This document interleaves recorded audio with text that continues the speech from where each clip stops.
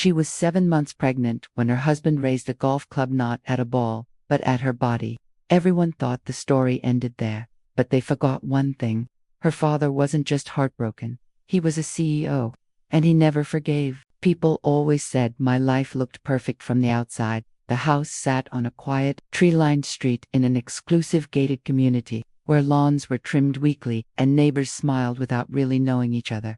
My husband Daniel Whitmore drove a luxury SUV and wore tailored suits even on weekends. I was pregnant with our first child. Glowing, or at least that's what people liked to tell me. What no one saw was how silence had become dangerous in our home. I'm Alina Whitmore. Before marriage, I was Alina Carter, daughter of Richard Carter, CEO of Carter Global Industries, a name that carried weight in boardrooms, headlines, and government offices. But inside my marriage, that name meant nothing. I had hidden it. Daniel didn't marry me for my family. He married me because I made myself small enough to fit his ego. At least, that's what I believed back then. The first red flag came 2 years into our marriage, subtle enough to dismiss. A late night at the office. A phone turned face down. A smile that didn't reach his eyes anymore. When I asked, he laughed and kissed my forehead like I was a child asking a silly question. Stop being paranoid, Lena. I wanted to believe him. When I got pregnant, I thought it would bring us closer. I imagined Daniel holding my belly, whispering dreams to our unborn child. I imagined softness returning to him. Instead, something dark woke up. He became impatient, irritable. My questions annoyed him. My exhaustion inconvenienced him. He complained about my body changing, about how I wasn't fun anymore. I told myself stress made people cruel. I told myself pregnancy hormones made me sensitive. The first time he shelved me, I didn't even fall. We were in the kitchen.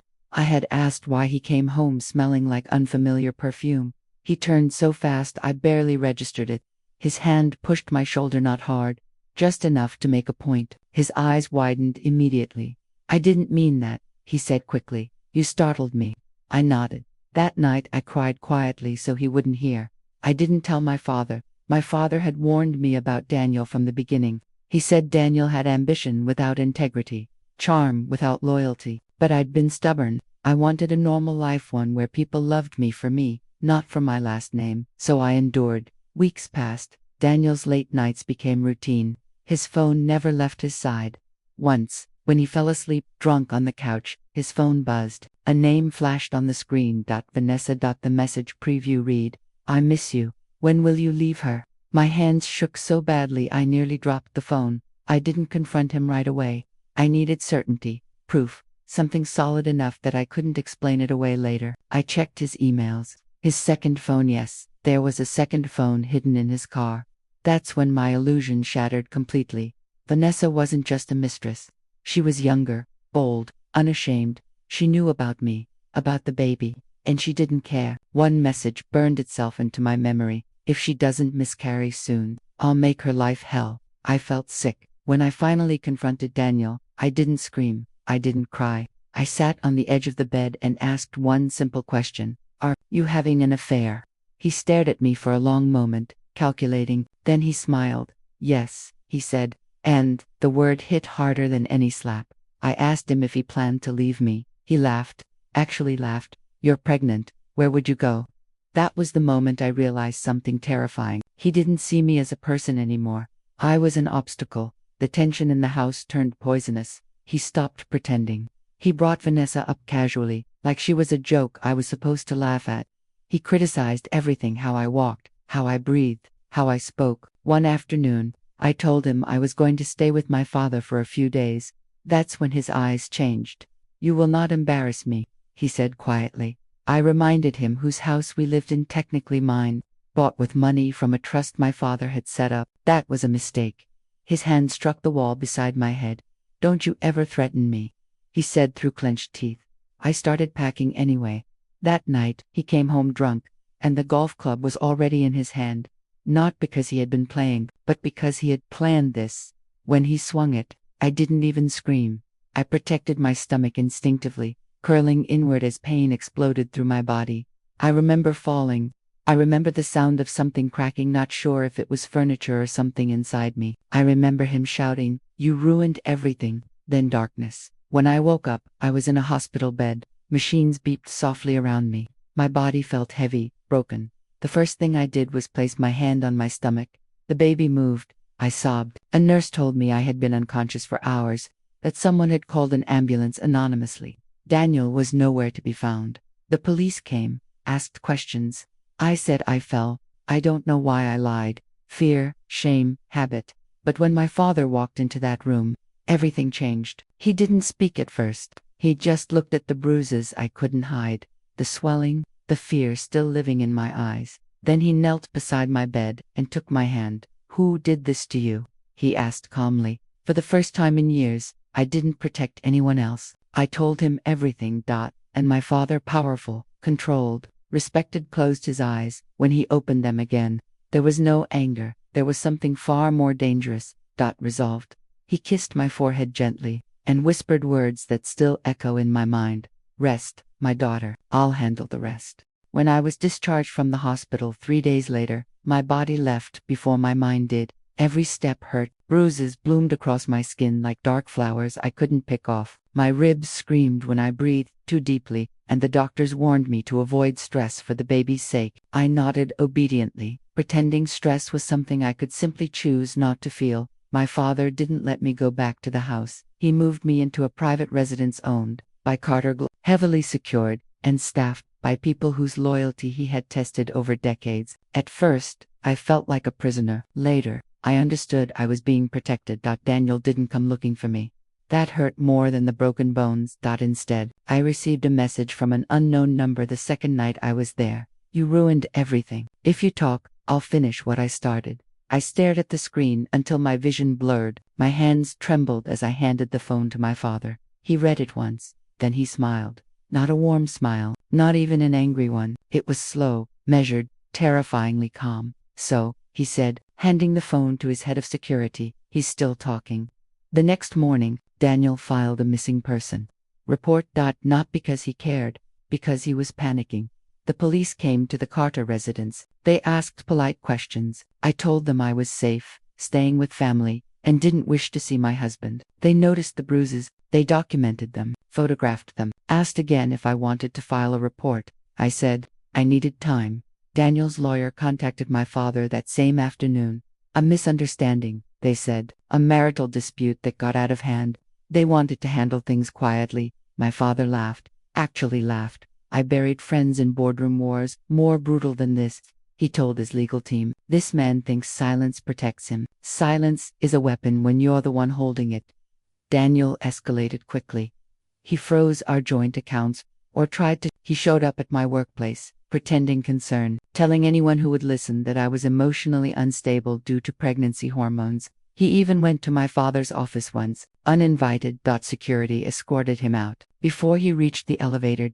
That humiliation lit a fuse. That's when Vanessa stepped out of the shadows. She contacted me directly through social media. "I'm sorry for what happened," she wrote, "but you need to understand, Daniel loves me. You're just in the way." I felt nauseous reading it. I didn't reply, but my father did, something far more effective. He ordered a full background check. Within 48 hours, Vanessa's carefully curated life collapsed like cheap glass. She wasn't just a personal trainer turned life coach. As her online bio claimed, she had a trail on paid debts, falsified credentials, a quiet settlement from a previous relationship involving assault, allegations,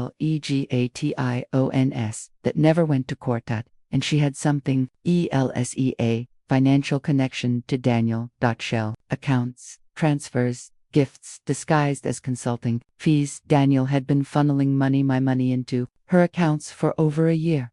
The first move wasn't loud, it was surgical. My father's legal team filed an emergency injunction freezing every account Daniel had access to, not just joint accounts, personal ones, business-linked ones, investment portfolios. Daniel found out when his credit card was declined at a hotel. Vanessa found out when her rent payment bounced. My phone rang nonstop that night. Daniel left 12 voicemails. At first, he was furious. "You think your father can scare me? I'll drag you both through hell." Then panicked. "Lena, please, this is getting out of control." Then, pleading, "I didn't mean it. You know that." I didn't answer. Vanessa sent 3 messages, each more desperate than the last. "Tell your father to stop. You don't know what you're doing. Daniel will lose everything. That was the point. The second move was public. My father leaked nothing directly. He didn't have to. He let the paperwork speak. Court filings are public records. Reporters noticed, then blogs, then mainstream media, executives, son-in-law, under investigation for domestic assault. CEO's daughter files financial misconduct claim against Hespe and the Daniels Company, placed him on administrative leave pending review. His friends stopped answering his calls. His family, who had always treated me like a trophy, a statement expressing concern and distancing themselves from him. He showed up at the Carter residence gates, screaming my name. Security recorded everything. Vanessa tried to spin the narrative online, posting vague quotes about toxic marriages and women supporting women. Internet detectives dismantled her story within hours. Screenshots surfaced, old posts resurfaced, lies piled on lies. And then my father made his third move, the one that broke Daniel completely. He filed for divorce on my behalf, with evidence, medical records, financial records, messages, witness statements, photographs of injuries, a forensic accountant's report that outlined fraud. So cleanly it was almost elegant. The filing included a request for a restraining order, granted immediately. When Daniel was served, he lost control. He violated the order within 24 hours, left me a voicemail. I swear to God, if you don't stop this, you'll regret it. The police arrested him that night. Vanessa posted a tearful video, claiming she had been manipulated and didn't know about the abuse. It didn't help. Employers don't like controversy. Sponsors disappeared. Friends unfollowed, but my father wasn't finished. He sat beside me one evening, pouring tea like this was just another quiet night. Justice, he said, isn't revenge. Revenge is loud. Justice is thorough. He slid a folder across the table.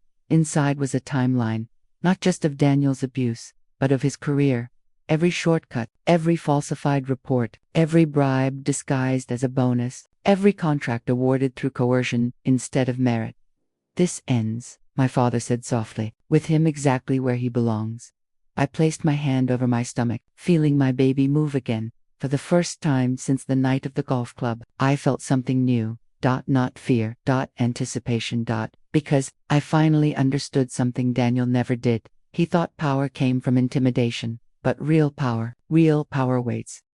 The courtroom didn't look the way movies made it seem. There were no dramatic gasps, no shouting matches, no last-minute confessions shouted from the gallery. Instead, it was cold, orderly, and merciless, exactly how justice prefers to work. Daniel sat at the defense table in a navy suit that no longer fit him the way it once did. His shoulders slumped forward, and his hands shook just enough that he kept them folded tightly together. He hadn't looked at me once since we walked in. I was seated behind my legal team, my father beside me. He wore a simple gray suit, no expensive watch, no visible symbols of power. Anyone who didn't know him might have mistaken him for just another concerned parent. That mistake would be costly. The judge entered. Proceedings began. The first matter was the restraining order violation. The voicemail Daniel had left was played aloud. His voice filled the courtroom, threatening, desperate, unstable. I closed my eyes as the words echoed back to him, stripped of context and excuse. The judge didn't. That will be entered into the record, she said calmly. Daniel's attorney tried to argue stress, emotional breakdown, miscommunication. The judge listened politely, then denied bail adjustment without hesitation. That was just the warm-up. Next came the domestic assault hearing. My medical records were presented first. X-rays, doctor statements, injury timelines that aligned too perfectly with my account to dismiss. Then the photographs. I felt my father's hand tighten around mine as the screen displayed bruises I barely remembered. The defense objected to relevance. The judge overruled. Let the record reflect, she said, the severity of the injuries. Daniel finally looked at me then. His eyes weren't angry anymore. They were afraid. The prosecution called the emergency responder, who had found me unconscious. He described the scene in quiet, professional detail. The overturned chair, the blood on the carpet, the golf club leaning against the wall. The golf club. That detail broke something inside Daniel. He whispered frantically to his attorney, who shook his head slowly. Then came the witness. No one expected. Vanessa. She walked in like she still believed she could charm the room. Designer dress, Perfect makeup, chin lifted high. She avoided looking at Daniel until the very last second, when their eyes met. Whatever passed between them lasted half a heartbeat. Then she looked away. Under oath, she tried to play innocent. She said she hadn't known about the abuse, claimed Daniel told her we were separated, said she believed I was unstable. Exaggerating. The prosecutor waited, then asked one question. Ms. Reynolds, is this your phone number? Vanessa nodded. A message appeared on the screen. If she doesn't miscarry soon, I'll make her life hell. The courtroom went silent. Vanessa's lips parted slightly. Her confidence drained away like water from a cracked glass. The prosecutor didn't raise his voice. Would you like to explain this message? Vanessa stammered. Said it was taken out of context. A joke. Something she didn't mean. Then another message appeared. Did you do it yet? And another. I told you to scare her, not get sloppy. Vanessa's attorney objected wildly, but it was too late. Daniel stood up. Stop, he shouted. This is a setup. The judge slammed her gavel. Sit down, Mr. Whitmore. One more outburst and you'll be removed. Vanessa broke. Tears spilled down her face as her story changed completely. She admitted she knew about the pregnancy, about the marriage, about the violence. She admitted Daniel had been escalating for months, growing angrier every time I refused to leave quietly. Then came the worst part. She admitted she had encouraged him. I didn't think he'd actually, she sobbed. I thought he just wanted to scare her. The courtroom erupted in murmurs. My father didn't move. The prosecutor moved on to finances. The forensic accountant explained how Daniel had siphoned money through shell accounts, how Vanessa's consulting fees were a cover, charts, graphs, timelines, every dollar accounted for. Fraud, embezzlement, breach of fiduciary duty. Each charge landed like a nail in a coffin. Daniel's attorney requested a recess. Denied. The defense had nothing left. When Daniel took the stand, he tried one last strategy. Sympathy. He said he was overwhelmed, that the pressure of being married into a powerful family had crushed him, that he felt controlled, that he lost control one night. The prosecutor asked a single question.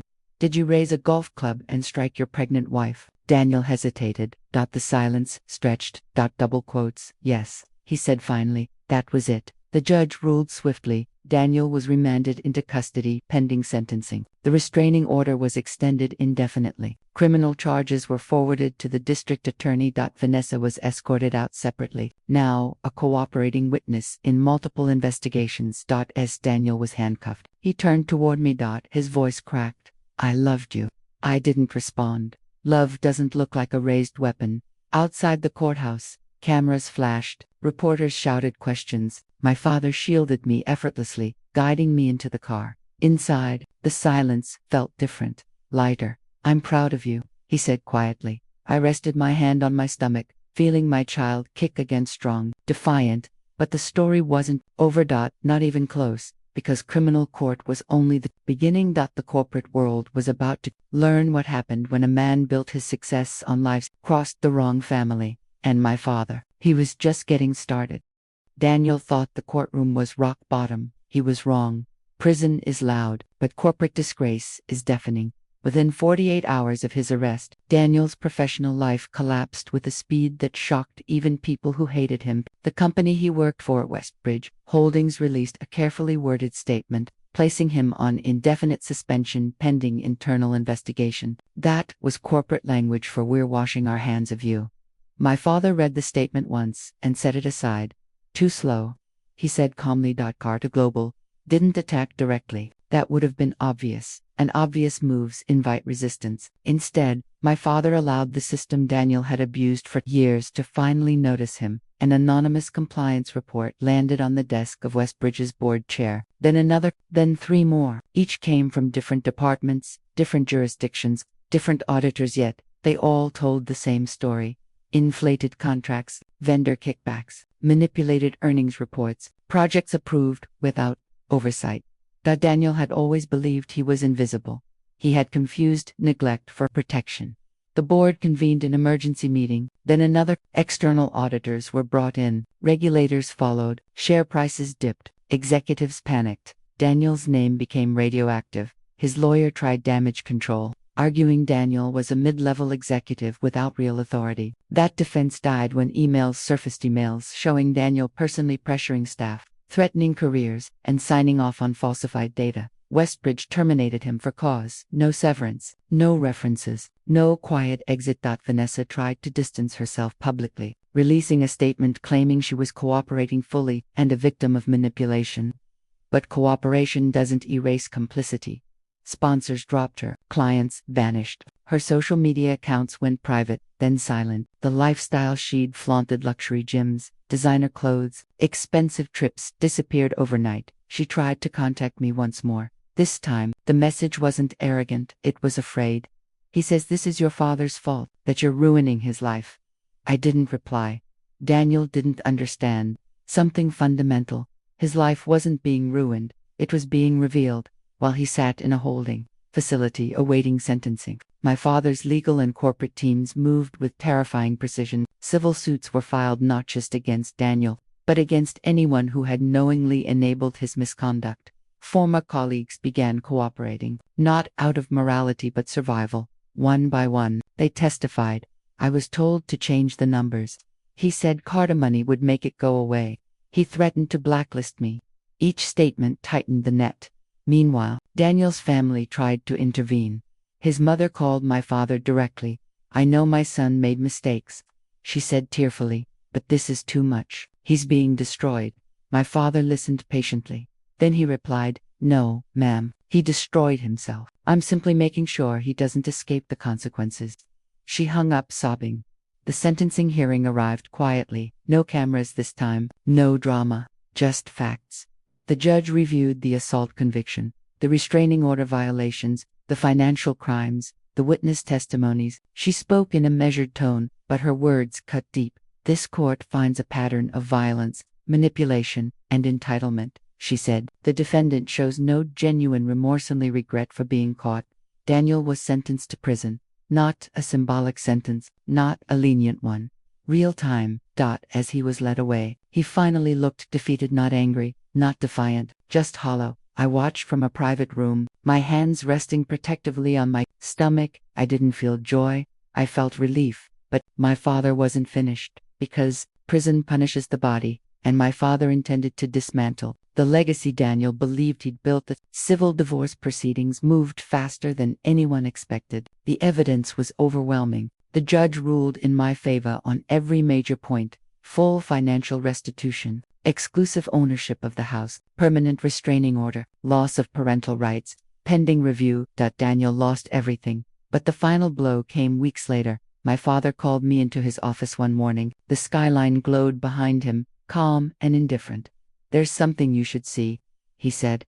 He handed me a tablet, a press release from Westbridge Holdings. Following extensive investigation, the board has determined that multiple senior executives failed to prevent or report misconduct. Effective immediately, the board is dissolved, and the company will undergo restructuring under external oversight. Daniel hadn't just fallen. He had taken others with him. Careers ended, reputations shattered, a cautionary tale spread across industries. And Daniel, in prison, he finally understood the difference between fear and power. Fear makes noise, power waits. One night, months later, I received a letter. No return address. Inside, Daniel's handwriting shook across the page. I didn't know it would go this far. I didn't know who your father really was. Please, tell him to stop. I folded the letter once, then twice, then I placed it in a drawer and closed it. That chapter was over. I had a child to bring into the world, and a life to rebuild on my own terms. Healing is not a straight line. People like to imagine recovery as a sunrise, darkness fading, light spilling in, everything suddenly warm and hopeful. For me, it was more like learning how to breathe again after nearly drowning. Some days were calm, others dragged me under without warning. My body healed faster than my mind. The bruises faded, the fractures knit themselves back together. Doctors monitored my pregnancy closely, and every ultrasound became both a relief and a reminder of how close I had come to losing everything. At night, I still woke up gasping. Sometimes I heard the sound of wood cutting through air. Sometimes I felt the weight of fear pressing down on my chest so hard I had to sit up just to breathe. The therapists called it trauma. I called it memory. My father never pushed. He checked in quietly, never hovering, never commanding. He arranged the best care, the best doctors, the best counselors, but he never tried to control my healing. Strength, he told me once, is choosing when to stand on your own. I carried that with me. As my due date approached, I moved into a smaller home, still secure, still protected, but mine. I painted the nursery myself, soft colors, nothing aggressive, nothing sharp. I wanted my child's first memories to feel safe, even if mine hadn't been. I talked to my baby constantly. I told them stories, promises, apologies for the world they were being born into.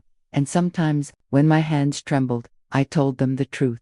We survived, I whispered one night, tears slipping down my face. We're still here. The day I went into labor, my father was in another country closing a deal. He made it back before sunrise. He stood quietly in the corner of the delivery room, not interfering, not directing, just present. When the doctor placed my baby in my arms, the world narrowed to something impossibly small and impossibly powerful. My child cried, and so did I. I named them Hope. Not because life had been kind, but because it hadn't broken us. Motherhood changed me in ways I hadn't expected. Fear didn't disappear, but it sharpened into purpose. Every decision became intentional, every boundary firm. Daniel was granted no access. The court upheld the restriction without hesitation. His letters stopped coming. Whether that was resignation or silence enforced by prison rules, I didn't care. Vanessa, however, was not done unraveling. She tried to rebuild her image quietly. New accounts, new branding, vague posts about starting over and finding peace. But the internet remembers, and so do employers. The investigation into financial misconduct widened. Vanessa had lied under oath about certain transactions. Small lies, but enough to cost her immunity. My father didn't intervene. He didn't need to. She was charged. Not dramatically, not with spectacle, just enough to end her ambitions permanently. Probation, heavy fines, mandatory counseling, a quiet note added to her record that would follow her everywhere. She tried one last time to reach me, this time through a handwritten letter delivered to my lawyer's office. I thought he loved me, she wrote. I didn't think it would end like this. I didn't respond. Some lessons aren't meant to be softened. As weeks passed, my father visited less frequently, not because he cared less, but because I needed space to live without feeling watched over by power. He understood that. One evening, months later, he invited me to dinner, not at a restaurant, at his office. That alone told me something was coming. We ate quietly, talked about hope, about sleep deprivation, about how strange it felt to laugh again. Then he poured tea and leaned back in his chair.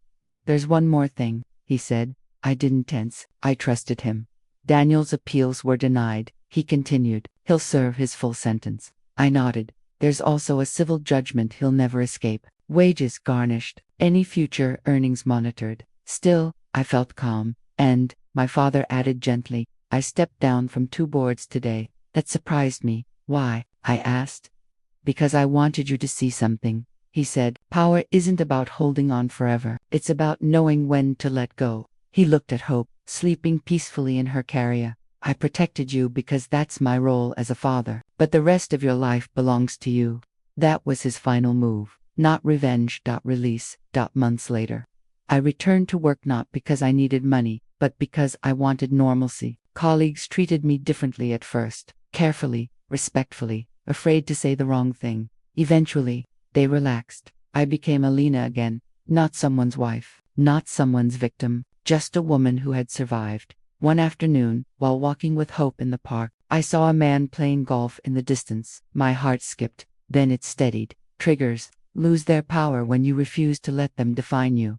That night, as I rocked my child to sleep, I realized something profound. The story everyone followed, the headlines, the courtroom drama, the downfall, it wasn't mine anymore. My story had moved on, but there was still one chapter left. Because years later, when Hope would be old enough to ask questions, I would have to decide what truth to tell. And that choice, that would be the hardest one of all. Time doesn't heal everything. What it does quietly, relentlessly, is put distance between who you were and who you've become. Sometimes, that distance feels like freedom. Other times, it feels like a long corridor you're afraid to walk back down. Hope was for when she first asked about her father. It happened on an ordinary afternoon. We were sitting on the living room floor, surrounded by picture books and wooden blocks. She looked up at me with those wide, observant eyes that mirrored mine more than I was comfortable admitting. "Mommy," she said carefully, like the word itself carried weight, "why don't I have a daddy like other kids?" The room felt suddenly too quiet. I had rehearsed this moment in my mind 100 times, but no rehearsal prepares you for the innocence of the question. No anger, no accusation, just curiosity. I took a breath. "Some families look different," I said gently, "and some people aren't safe to be parents." She thought about that. "Was my daddy not safe?" she asked. I nodded. "But you're safe," I added quickly, "and you are very loved." That seemed to satisfy her for now, but questions have a way of growing. By then, my life had settled into something steady. I worked part-time in a role that challenged me without consuming me. I had friends, again real ones. I laughed without checking over my shoulder. I slept through most nights. My father had officially retired, handing the company over to executives he trusted. He became softer in ways I hadn't seen growing up, more patient, more present. He adored Hope with a gentleness that contrasted sharply with the ruthless reputation he still carried in business circles. People still whispered. They always would. But whispers don't control your life once you stop listening to them. Daniel, meanwhile, lived in a world measured by counts and schedules. Prison stripped him of everything he once used to define himself. No tailored suits, no authority, no charm that worked on anyone who mattered. In there, he was just another man with a number and a reputation that followed him like a shadow. Men like Daniel didn't do well in prison, not because they were weak but because they believed rules existed for other people. His appeals had failed. His sentence stood. His days blurred together in monotony, broken only by mandatory programs and long nights alone with his thoughts. He wrote letters sometimes, not to me, to my father. Most went unanswered. But one day, years after the sentencing, my father received a request. Daniel wanted to see Hope. The audacity of it was almost impressive. The request came through official channels: supervised visit, psychological evaluation, court approval required. My father brought the letter to me personally. He didn't tell me what to do. He never did. "I'll support whatever decision you make," he said, "but you should know this won't be about him. It'll be about her." I stared at the paper for a long time. Anger didn't come. Fear didn't either. What I felt was something heavier: responsibility. I consulted therapists, child psychologists, lawyers, people who didn't care about our history on Hope's well-being. The consensus was clear: not yet, maybe not ever. Daniel was informed of the decision. He didn't take it well. From prison, he lashed out the only way he could through words, accusations, claims that I was turning Hope against him, that my father had bought the system.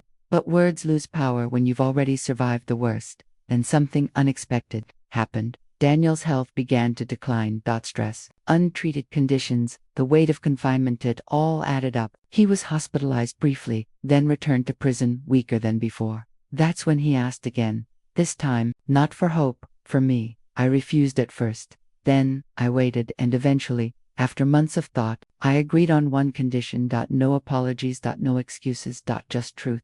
The prison visiting room smelled like disinfectant and resignation. Daniel looked smaller than I remembered.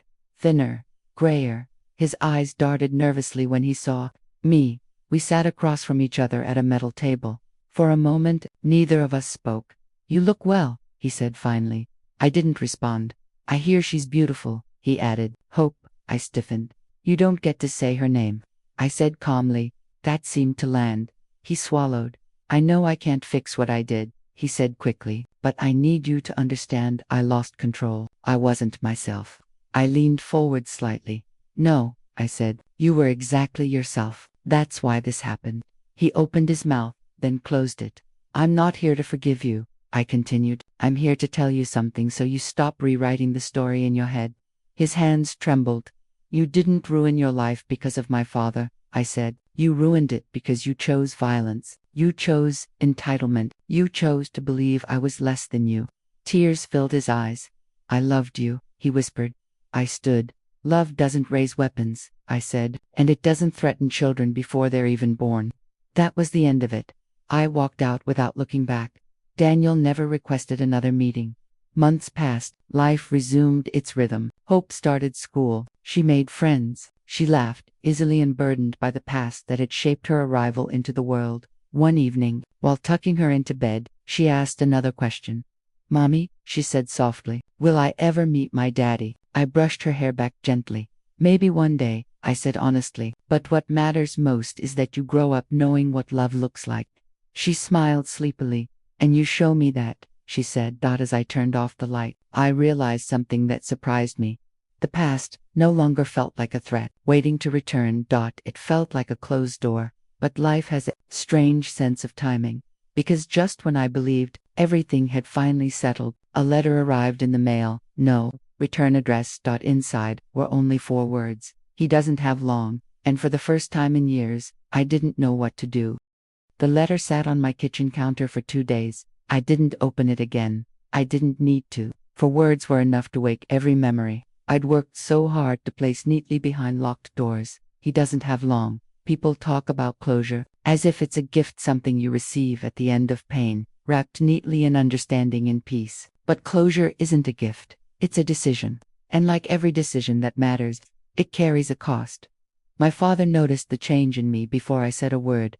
You're somewhere else, he said gently one evening, as hope colored at the table between us. I slid the letter across to him. He read it once. Then again. Do you want my opinion? He asked. I shook my head. He nodded. Then I'll give you something else, he said. Time. Daniel's condition worsened quickly. Complications from years of untreated issues, compounded by stress and confinement. The prison infirmary transferred him to a secured hospital wing. The request came formally this time, documented, verified. He wanted to see Hope. Not just me. Hope was 6 now, old enough to remember. Old enough to ask questions that didn't have simple answers. Old enough that whatever choice I made would ripple through her understanding of the world. Therapists weighed in again. So did legal counsel. Supervised visit. No physical contact. Limited time. Security present at all moments. Everyone agreed on one thing. If it happened, it had to be for Hope, not for him. I sat with her on the couch that night. A blanket wrapped around her shoulders. The house was quiet. The kind of quiet that invites honesty. There's something I need to talk to you about, I said. She looked up at me, instantly serious. Is it about my daddy? She asked. I nodded. He's very sick, I said carefully, and he asked if he could see you. Her brow furrowed. Is he safe now? She asked. Children know what matters. Yes, I said. He can't hurt anyone. She thought for a long moment. Will he make me sad? She asked. That question nearly broke me. I don't know, I admitted. But I will be there the whole time. And you can say no now or at any point. She studied my face, searching for something. Did he hurt you? She asked quietly. I didn't lie. Yes, I said. He did. Her small hand slipped into mine. Then, I don't want to go, she said firmly. The relief that washed through me was immediate, and then guilt followed close behind. That's okay, I said quickly. You never have to do something that feels wrong to you. She nodded, then leaned against me. I like our family, she said. It's enough. The decision should have ended there, but life doesn't always respect clean endings. Daniel asked again. This time, he didn't ask for hope. He asked for forgiveness. I agreed to one final meeting alone. The hospital room was stark and bright, stripped of anything personal. Daniel lay in the bed, thinner than I remembered, his skin pale against white sheets. Machines hummed softly around him. He smiled weakly when he saw me. You came, he said. I didn't come for you, I replied. I came for myself. That seemed to confuse him. I'm dying, he said.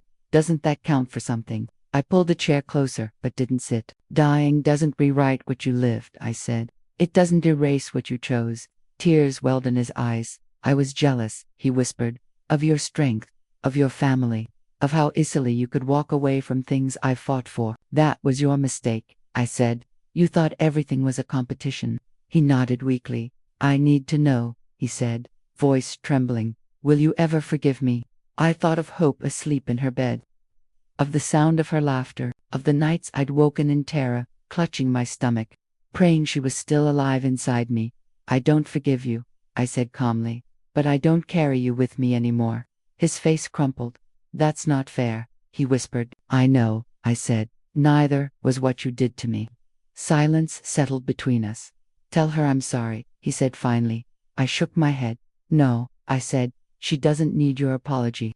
She needs truth when she's ready and safety, always. I turned to leave. Alina, he called weakly. Do you hate me? I paused at the door. No, I said honestly. I outgrew you.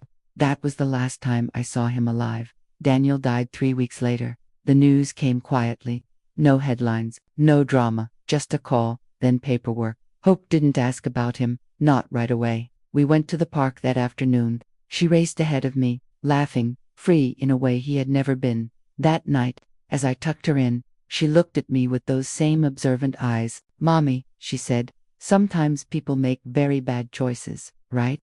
"Yes," I said softly. "And sometimes they don't get to fix them," she continued. "Yes," I said again. She nodded, satisfied. "I'm glad you're my mommy," she said sleepily. I kissed her forehead. As I turned off the light, I finally understood what closure really was. Not forgiveness.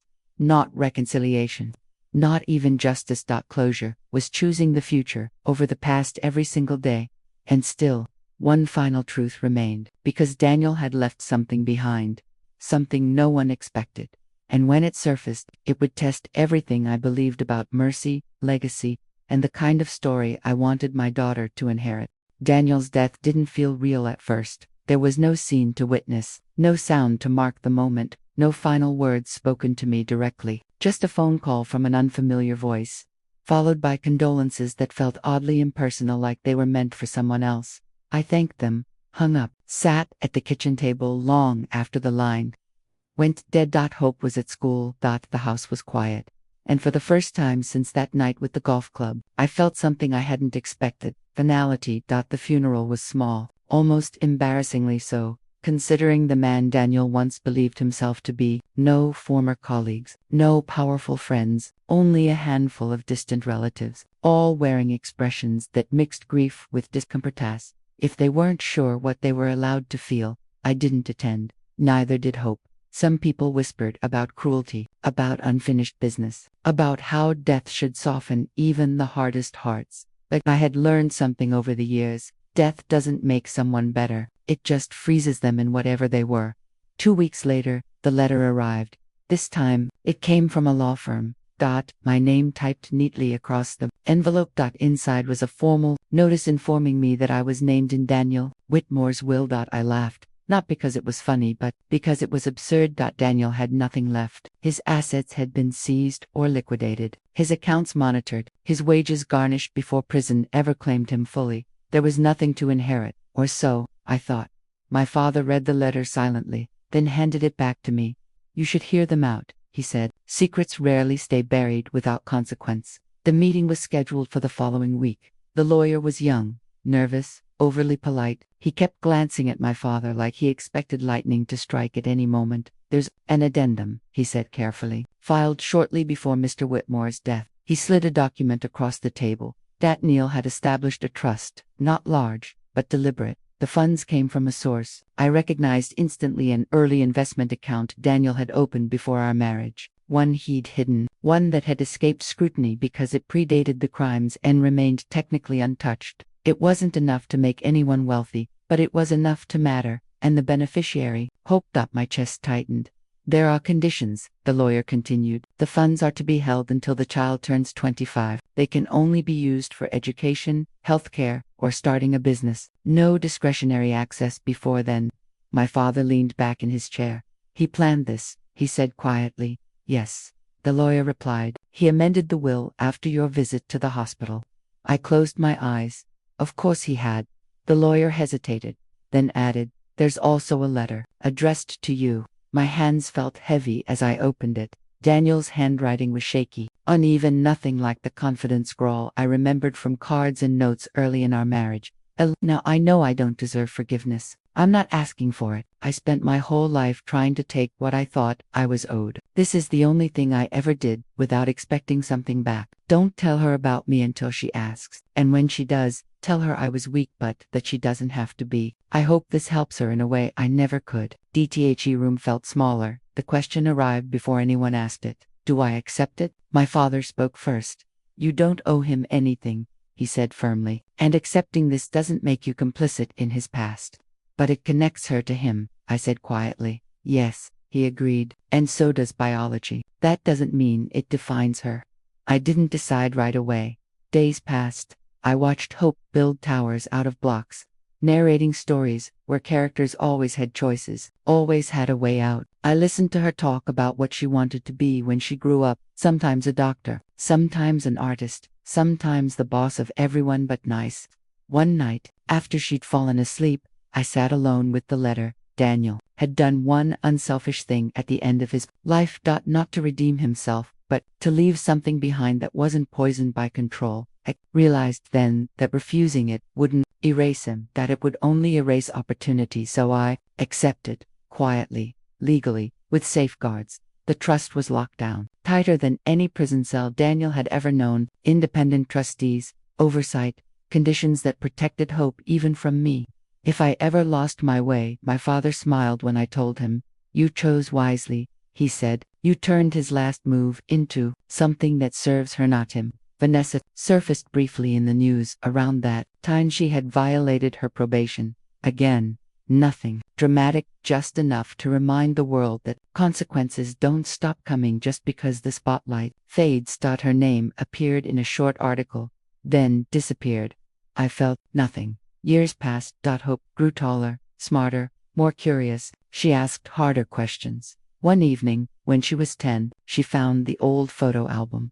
There was one picture she hadn't seen before, Daniel holding me, years ago, smiling, looking like someone who hadn't yet chosen who he would become. Is that my daddy? She asked. I sat beside her. Yes, I said that. She studied the photo for a long time. He looks normal, she said. So did a lot of people, I replied. Was he bad? She asked. I shook my head. He made very bad choices, I said carefully, and those choices hurt people. That's why he couldn't be in our lives. She nodded slowly. Did he love me? She asked. I thought of the trust, the letter, the conditions, in the only way he knew how, I said honestly. But love isn't just a feeling, it's how you act. She closed the album. I'm glad you're the one who raised me, she said. So was I. But the story still wasn't finished, because one day, when Hope turned 18, another letter would arrive, and that letter would come not from the past, but from the future, a future she would have to choose for herself. Hope turned 18 on a quiet Sunday. No extravagant party, no dramatic speeches, just a small gathering in our backyard, friends from school. My father smiling proudly from a chair beneath the old oak tree, laughter drifting easily into the evening air. She looked grown in a way that startled me, her posture confident, her eyes sharp with curiosity and kindness. After everyone left, she stayed behind while the others cleaned up. Mom, she said, can we talk? I nodded. We sat at the kitchen table, the same place where years earlier I'd stared at letters that carried too much history. She reached into her backpack and pulled out an envelope. No return address, but I knew. I got this in the mail today, she said. It says I can open it now that I'm 18. My chest tightened, but I didn't stop her. She broke the seal carefully, like she understood this wasn't just paper, it was weight. Inside was a letter from the trust's legal counsel, information about the account, the conditions, the existence of funds set aside for her future, and attached to it, Daniel's letter, the same one I had read years earlier. She didn't cry, she didn't flinch, she read every word slowly, deliberately, like she was giving it the respect of understanding, if not forgiveness. When she finished, she looked up at me. So, she said calmly, this was my father. Yes, I replied. She tapped the letter thoughtfully against the table. He didn't sound like a monster, she said. No, I agreed. Monsters don't usually think they are. She looked at me then, not accusing, not confused, but searching. You protected me, she said. It wasn't a question. Guess, I said, even when it meant carrying things alone. She nodded once, absorbing that. I want to know more, she said finally. Not just about him, about you, about what happened. I had known this day would come. We talked for hours. I didn't spare myself. I didn't dramatize. I didn't soften the truth, but I didn't let it define me either. I told her about love that began gently and turned sharp, about silence that became dangerous, about the night everything broke and the long road back. I told her about fear, and strength, and choice. She listened without interrupting, her hands folded, her eyes steady. When I finished, the room felt quiet in a way that wasn't heavy, just complete. I don't hate him, she said slowly, but I don't admire him either. That was more than enough. What do you want to do about the trust? I asked gently. It's your decision now. She smiled faintly. I've been thinking about that, she said. She planned to use it for medical school. Not immediately, but eventually. I want to work with women who don't have choices, she said, who don't get out in time. My throat tightened. That money doesn't change who I am, she added, but if it can change what I do, I think that matters. It did. Weeks later, she asked one more thing. I want to visit his grave, she said. I didn't stop her.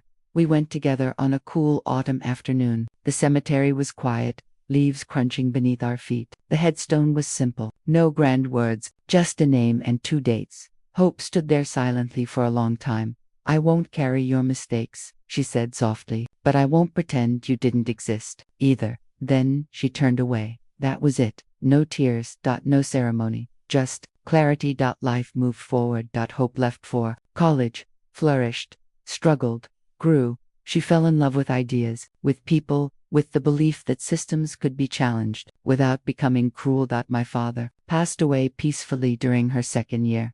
His legacy lived on, not in buildings or headlines, but in the way Hope stood tall without needing permission. At his memorial, Hope spoke briefly. He taught me that power doesn't come from fear, she said. It comes from responsibility. I watched her from the front row, tears in my eyes, knowing the cycle had been broken.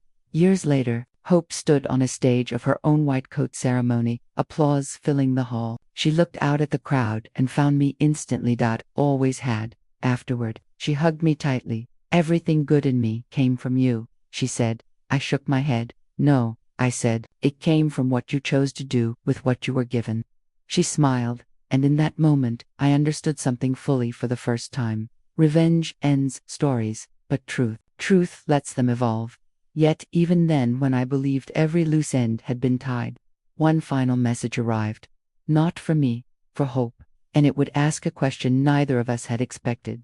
The message arrived on a Tuesday morning. Hope was 26. She had just finished a night shift at the hospital, exhaustion clinging to her like a second skin. When her phone buzzed with a notification she almost ignored. It came from an unfamiliar email address, formal, carefully worded, unmistakably legal. She forwarded it to me with a single line. Mom, I think this is important.